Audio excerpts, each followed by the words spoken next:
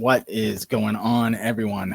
Good evening to you all. My God, it feels weird to be recording without, of course, my co-hosts, Aaron, Jesse, and not have a live audience. It feels weird, but also kind of, I get the sense that it's more intimate, kind of talking to myself, not worried so much about screwing up or saying something wrong.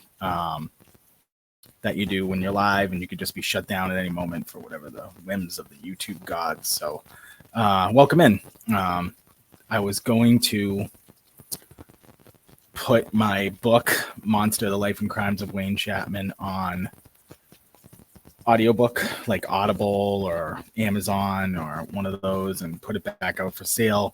I kind of misjudge people. I think that because I'm such a huge book reader, and I physically need the copy of the book like in my hands, I'm not great with audiobooks, that everybody was like that. And when the book came out in January of 2022, many people, obviously hit me up and like, where is it on audio? Where is it on audio? I like to listen to it. I drive on long drives. And that was something that I totally misjudged. I didn't record the audiobook when I wrote it. All those years it took me to write it, I didn't even think audiobook. So I think the book now, almost 2 years later, has really served its purpose. People know the story so well. I have gotten emails and DMs from people all over the globe, from India to Ireland to Germany to Sweden, China, asking me about the story. The book is sold in literally every country that Amazon is in. And I think the book served its purpose. Number one, selfishly, it allowed for me to get a better contract that would open me up to more, being able to write more books for legitimate publishers, right? And it did that. I have a 3-book deal now. So at the very least, you're going to get 3 more books out of me, right? And that's the selfish reason. But 1A is like, people know the story, right? People know the story of 40 missing kids, 10-year, 12-year time frame. What the fuck happened, And so that's sort of the purpose of like giving it away for free on YouTube, is like, now I'll have, essentially every chapter in the intro for everyone. And I can sort of tell you the backstory behind all of the research into the book, all the stories of me being on the road all those times, in Montana and Jamestown and Florida, New York, all the way crisscrossing down to up almost on the Canadian border, California. And it's really just kind of a wild story. And I cut out so many of my own personal stories just because the book couldn't be fucking War and Peace. It couldn't be 800 pages, unfortunately, because that's probably how I would have liked to have done it, honestly. It's just put out one giant sort of encyclopedia of all of the things that were happening in the late 1960s all the way up till the late 1970s in New England. I mean, you had NAMBLA, you had massive pedophile rings, you had child murderers, you had chiefs of industry, you had prestigious headmasters at boarding schools in all around the state who were getting rolled up while class was in session, literally in the middle of class, as I wrote about in regards to James Dahlman, the pedophile who worked at the Fessenden School in Newton. He was arrested in the middle of class while all of his students cheered by the FBI. That's a real story that we'll get to in the book. So sort of the background of the book is, anybody who's seen me on Yellow Cottage Tales or has seen me on Unsafe Spaces, or if you've heard me on, True Crime Garage or True Murder or any of the places that I've been, that I was a sexually abused kid. And it was other men who sexually abused me, other older men, when I was really young, between ages of, say, 10 to 13, maybe give or take a year or two either way. So, obviously, like the most common thread between sexual abuse victims is like shame, right? and you're shamed into not talking about it. You're shamed into, sort of this, world that only you know about, right? So, I mean, there were many, many years where I couldn't even like look myself in the mirror, you know what I mean? And that all comes from shame. You think it's your fault. You feel somehow responsible for that. You feel violated. Your psyche is sort of shattered. And, I carried that with me for, 20 years, easily. It wasn't really until my kids were born in my early 30s. And now I'm in my late 30s. So, I'd say about the past 7 or 8 years, things have really kind of evened out for me. But before that, I was just a fucking disaster. You know what I mean? I was on, really deadening my emotions with substances. And I was really just sort of not the type of person you'd want to be around. I was pretty mean, and I was angry. And the only way I really knew how to act was to act out. I'd been in the military for a long time. So that I had been going overseas, and that would also hypercharge me and make me and add, another layer of anger, post-traumatic stress, depression, whatever you want to call it, onto the already simmering bullshit going on in my life. Right. So, anyway, finally, my wife's pregnant, call it 2013. And, I'm laying in bed sick one night, and Christina was also sick because she's like 4'2", and she was really close to being ready to deliver the baby. Her due date was coming up. It was like a week or two. Really, it was that close. And, we're laying in bed where neither one of us can sleep. I'm sniffly. She's just miserable. And we're watching HBO. We come upon a documentary that was about a young boy who went missing in Lawrence, a boy named Andy Puglisi. And the name of the documentary was called Have You Seen Andy? And Christina finally got to sleep, and I watched it all the way through. And, it's a terrible story about Andy. He was taken from the Higgins Memorial Pool in Lawrence in August of 1976. But, listen, it all resonated. It was a terrible story, but it wasn't until the very end when the filmmaker Melanie Perkins McLaughlin said that there was a sex ring that was operating in the area. And she believed that the main suspect in the case, a man named Wayne Chapman, had been raping little boys and potentially did not do it alone. In fact, she was pretty sure that he did not act alone. And she made a statement or a comment, or there was an innuendo that he would groom little boys by showing them pornography. And I would later in my research, as you know, if you read along, or if you've read the book already, that Chapman was big into that. But that stuck with me because that was the exact same way that men in my life groomed me when I was a little kid. They would show me pornography, whether, like in a magazine and like hand it over to me and like have me look at it. And again, I had no earthly idea what I was doing at that age. You know what I mean? To me, it was like, what's the word I'm looking for? To me, it was like, oh, this is a cool older adult, like letting me see like naked chicks or something, like it didn't dawn on me. I swear to God, until that moment when I heard her say that in the documentary, I was like, holy shit. Like, that's really how these fucking pedophiles do it. And it wasn't just me. It was maybe these boys too. And then I heard her talking about, other missing kids, like David Lewison in Brockton, Jason Foreman down in North Kingstown, Rhode Island. There are little girls in Connecticut, many of whom went missing. Lisa Voy and Revere, Andrew Amato and Webster, of course, all the ones that I'll be introducing to you as we go along here. And I was like, holy shit, we have all these missing kids. And these boys went missing about, call it, 15 years before people really started abusing me. Then I started thinking maybe some of these guys who abused me, who are not family members, by the way, not really known to me that well, maybe they were somehow connected to these guys. And so I started thinking like, okay, if I can, and you have to understand like my mindset at this time in my life, like I was low. real low. I'm not really afraid to say it. I mean, there were certain times, 2012, 2011, where, I was like suicidal. Yeah, it was like, if I walked over a bridge, it would take a tremendous amount of effort not to jump off it. You know what I mean? I think it was only my cowardice or,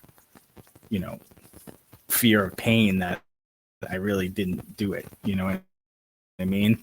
So, and I'm sorry about the lighting here, guys. It sucks, but listen to what I'm saying and forget about how I look. I'm still not a ginger. Don't worry about it. It's the office and the lights are crazy in here. Anyway, so, at that time in my life, I was looking for something that like I could glom onto, that I could defeat these like demons that were kind of really bad in my life. Because at that point I was out of the full-time army. I didn't have a lot of things to occupy my time, like the day-to-day grind of being in the military, because I had been there for the last 11 years, basically from age 18 to 30. So, or 18 to 29. So, I was basically back home living in like a civilian life. And, it was tough because all those things were sort of coming back to me that were not a huge part of, or at least were easily put to the side while I was in the military. I could put it in a drawer and forget about them for a long time, like an old set of keys or something like that. And then you open up that drawer again, fuck, they're still there, So anyway, I had seen the documentary. I woke up the next morning and I started like getting on the internet and looking at Chapman, and he was the main suspect in the case, and little boy Andy. And then I started reading about him. Then I saw his mugshot, which is the front cover of my book. And I was like, that's just pure evil, just his face. And it was just non-human. And, I've always been the type of person, like I've always had like a very curious mind. Like once it's something that like I'm like really interested in, I'll kind of glom onto that and not let it go, So I became super obsessed with these missing kids. I remember, I'll never forget, I went downstairs in our basement of our home in Attleboro, and I immediately drew out all the children that I could find that were missing, years, demographic information, geographically where they were, and all of them, by the way, unsolved. Lewiston and Brockton, Amato, and Andy, of course.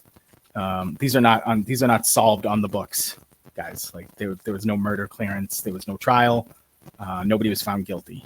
Family had no answers, but there were answers out there to be found, as you'll find, or as you might already know. So I drew that all out, and I just set off. I just decided, listen, I don't know what this is ever going to be, but what I do know is that I need to find a lot of stuff out about myself, and I need to do this. I need to start looking into this, and I need to talk to everybody who was ever involved. I need to chase every one of these guys down. I need to go to their homes. I got to talk to victims. I need to take this thing as far as it can go and be a real problem, because it had disappeared from the news cycle forever. I mean, I knew none of these names, and I was a pretty big, like, if you guys know from the show or from wherever you might have found me, like I'm into the news. I watch the news a lot. I read a lot. I read hundreds probably of books a year, and I had never seen the names of any of these kids ever. So for that to happen, it would have had to have been a pretty buried story. So yeah, that's what mostly interested me, is the fact that, listen, there's hasn't been movement on any of this in years. Let me see if I can move it a little bit. So that's basically where I started. And once I looked at the mugshot, I knew, like, okay, this is going to be a big part of my life moving forward. And I just went from there. And, then I started traveling, and then it was like one thing led to another.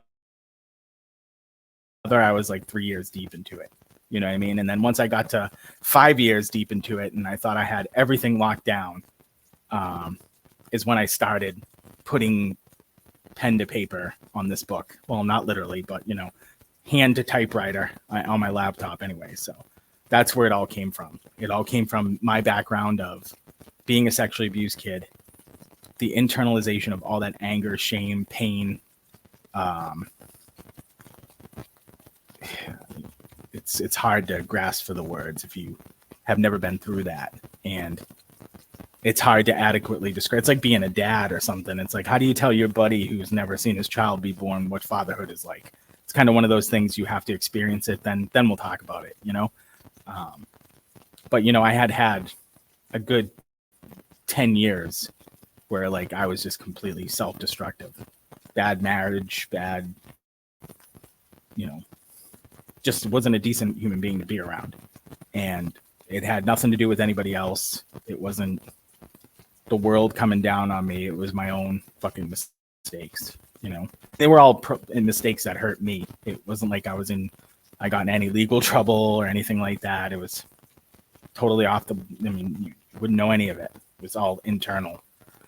So this book was kind of cathartic in a way. It was cathartic to see it come out and to be able to write within the pages of a book that's been read, thousands of times now. Stories about myself that I had never revealed ever to anybody. So yeah, that was pretty great. And not a day goes by that I don't, that someone doesn't message me and go, hey dude, like I went through the same shit, or a female, hey, I got, raped, or, I was abused for years and years. I can't tell you the hundreds and hundreds of people that have reached out to me over the last year or two and had their own story about what happened to them when they were kids. And it's just so fucking rampant in our society. And there's a really strange like subsection of our society that wants to make it normal. And if you haven't read it, you'll see as I read along in the coming weeks here, like I go after those people pretty hard, because this is pedophilia, and the abuse of kids is a cancer on our society. And it's something that we should all be ashamed of, and all people who are polite and want to live in a normal environment should be against it. But yet we have a large section of people who, changing things from pedophile to MAP, minor attractive person, or, trying, and in this, it's just nothing more than a ploy to get votes. There's a certain, political party that they don't care who votes for them as long as they stay in power. So,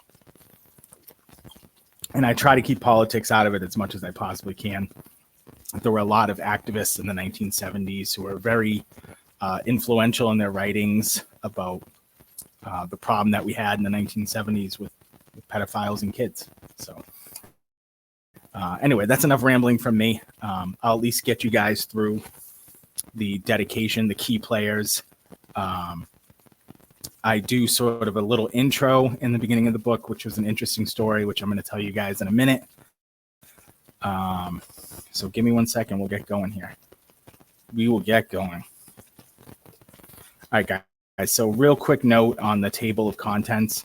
I didn't get too cute with any of the naming of the chapters or anything like that. I just went in chronological order. Basically, everything that had happened, I started chapter 1, Jamestown. Chapter 2, Pennsylvania, 1965, Chapman's first crimes. Chapter 3, Providence, 1975, when Chapman gets to New England, and why he got to New England and how.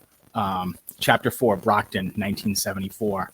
Chapter 5, you have Lawrence, 1975. That was when Puglisi went missing. The year after that, in 76, in Chapman's rapes of 2 boys in Lawrence in 1975.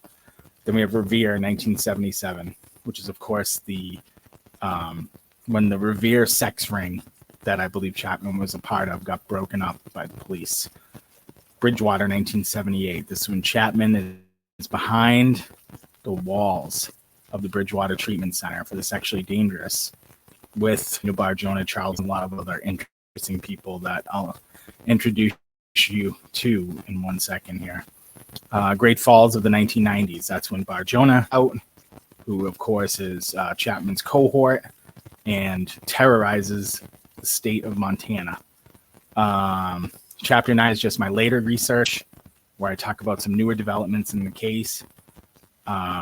Chapter 10 is the doctor. You guys don't know, Dr. George Reardon, a Connecticut doctor who had some connection to these guys, who I threw this chapter in because I think it's a really interesting case study for how things went at the time, and you'll see. Chapter 11 is One Last Mystery. Chapter 12 is The End for Now, page 303. Basically, you know, in One Last Mystery and The End for Now, I go over some of the later developments in the 2000s where more mysterious men started to pop up who had connections to Chapman. It's just incredible. It's very hard to put it all into one sort of context right here. 322, chapter 13 is just the epilogue. Talk a little bit about the last developments in the case, 2019, 2020-ish, and then, of course, into Chapman's death. All right, guys, so I'm going to get you through the key players in the case. I hope I'm not boring you too much.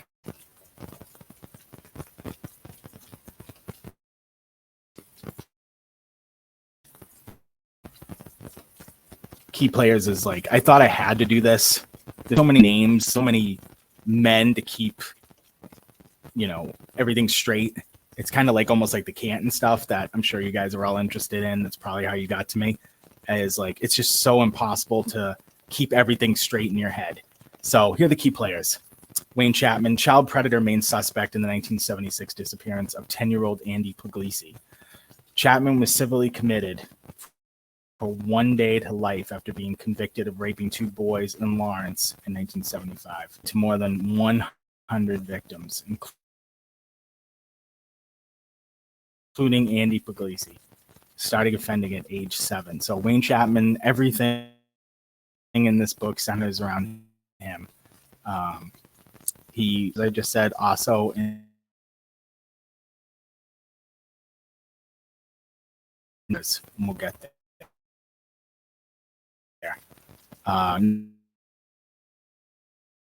Nathaniel Bar Jonah, Chapman's born David Brown in Worcester, Great Falls, Montana. Bar Jonah was convicted of the attempted murder of 2 young boys in Shrewsbury, Massachusetts in 1977. He was sentenced to 18 years, got out of Bridgewater, clear in a later episode. Al Mintz, Providence, Rhode Island, sex crime detective, 1968 to 78. Mintz investigated Chapman while Chapman was living in Providence.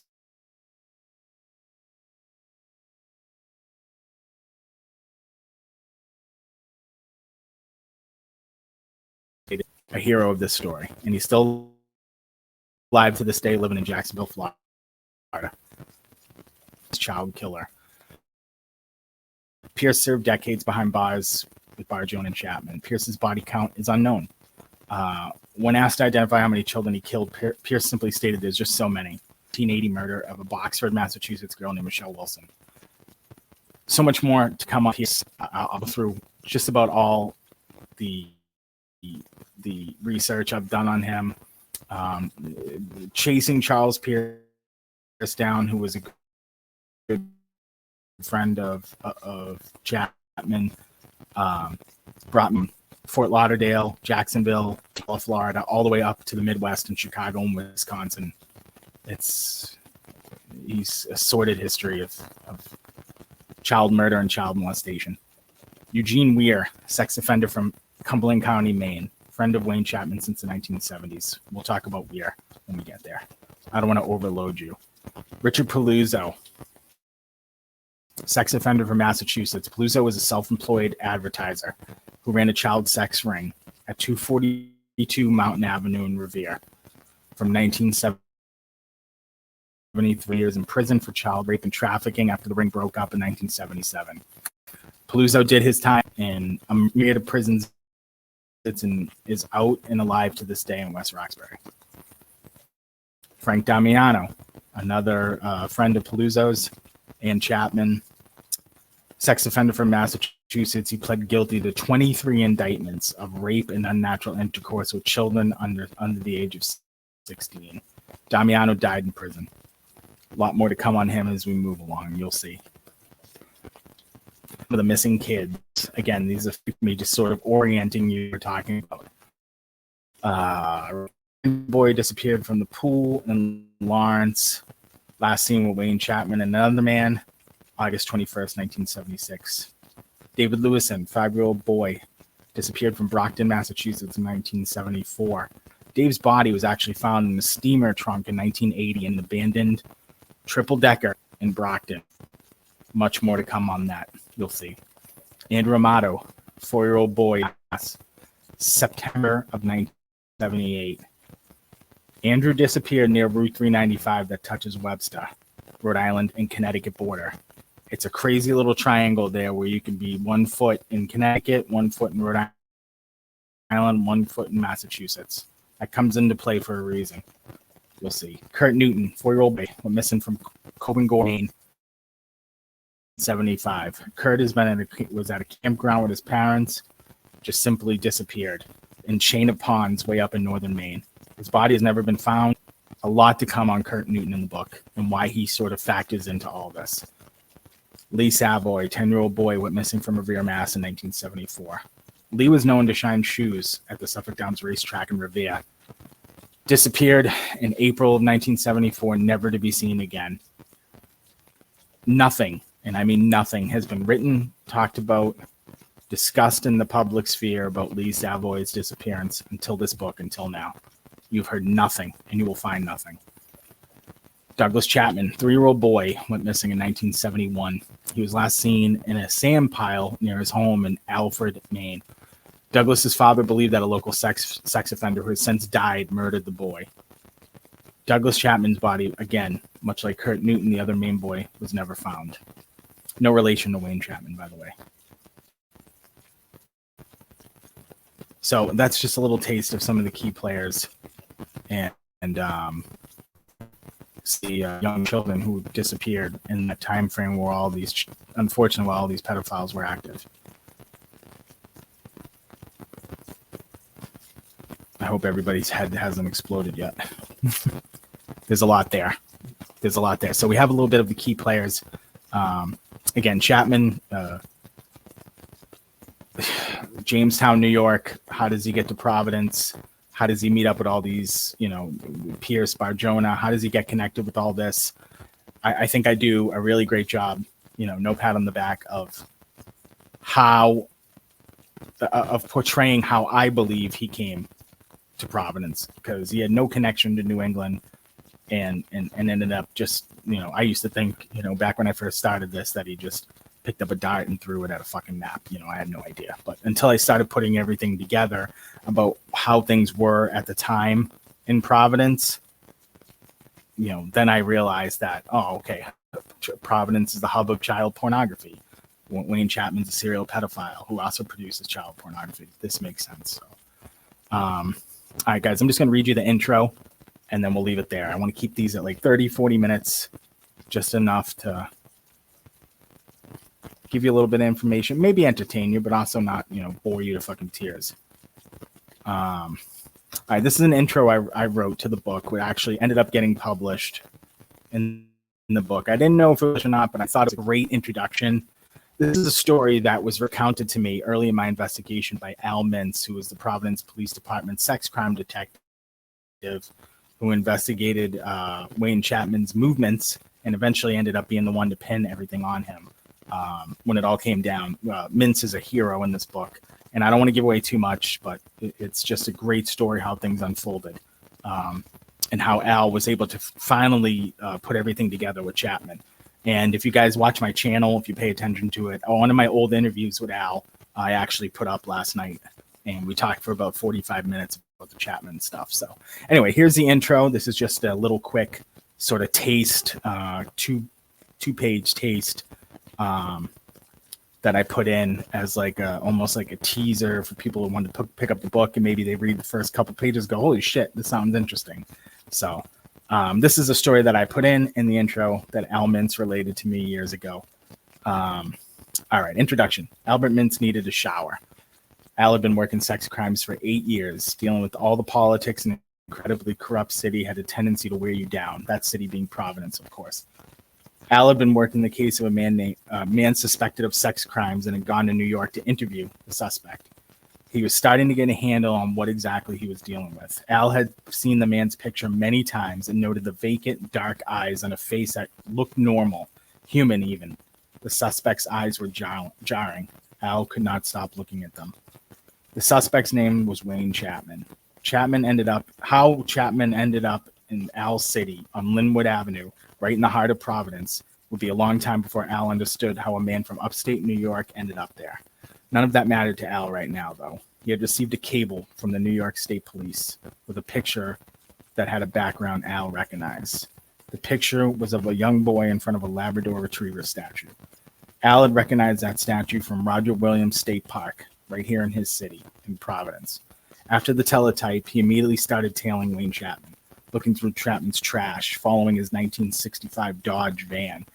Al knew he had lured children with the guise of a lost dog. Wayne would loiter in public parks, stalking children, waiting for the right moment to spring the lost dog routine on them and ask children for help finding it.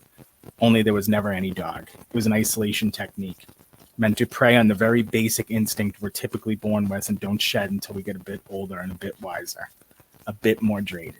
That instinct was trust. So basically Chapman, and I found this in old police reports and in interviews with victims, is he would come up with a ruse where he would find kids in a public park like Roger Williams State Park, which is right down the street here in Providence. I bring my kids there all the time. And he would basically come up to a group of kids and say, hey, I lost my dog. I'll give $5 to the first one of you guys who can find it. I have a little daughter at home. She loves that dog. I can't bring her home. And most of these kids, that's why I wrote that line. Like, you prey on the kids' trust. You have an adult here. Kids naturally want to please adults. You give a kid a story like that and say, hey, my little girl is going to be really sad if I can't find that dog. They 99% of the time, this ruse worked for Wayne Chapman. And unfortunately for the kids, it worked really well. So we'll talk much more about that as we go along here. Al booked and interviewed Wayne and then wanted to get away. He needed to eat, shower, see his kids, and put some distance between his thoughts and Wayne Chapman. Al lived on the very last street in Rhode Island, in the small town of Gloucester, one step in either direction and you'd be in Connecticut. It was about 7:20 p.m. At that point, Al had been going since 6 a.m. Al's wife was a hell of a cook, and he was looking forward to eating one of her meals. His stomach barked at him and his head absolutely pounded like John Bonham on the kick drum. Excellent Led Zeppelin reference. I always put those in. Sorry, guys. Al was so disturbed by Wayne Chapman, though he had to do something.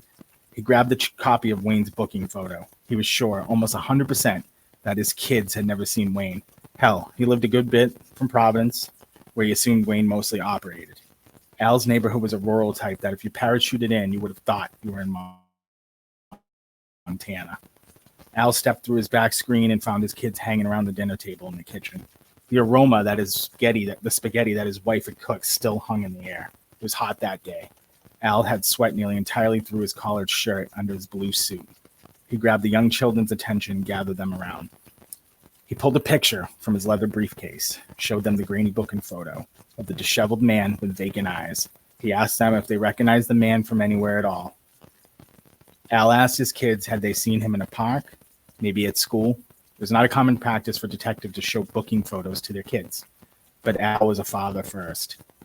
He was so unnerved that he was so unnerved by the man that he spent all day with that he knew.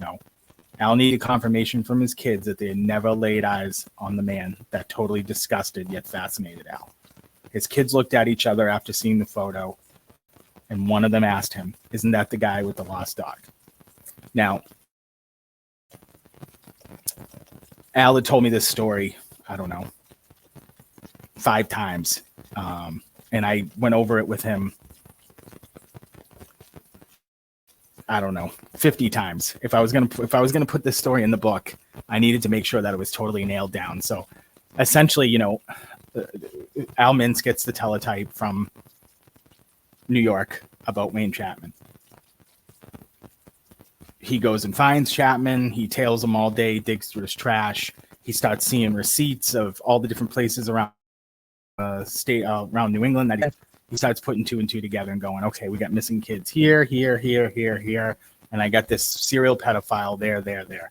So it's starting to add up. And also, it was another weird story that Al had told me is that Wayne Chapman, while he was outside Chapman's house on the initial interview before he could find him, a bunch of kids had walked up to him and said, hey, what are you doing over there? And he was like, he showed them their picture, he shows the kids Chapman's picture. And the kids go, oh, yeah, that big queer, he's always coming up and asking us to take pictures or come up into his house or his apartment. He's got a dark room. He's got games. He's got money, blah, blah, blah. He's basically trying to get kids in his house. So Al knew that he was onto something big with this fucking guy, right? And we've all been there in our life when you kick over some dirt and you think it's one thing and it turns into be, something totally different, right? And the excitement and the craziness that comes with that. So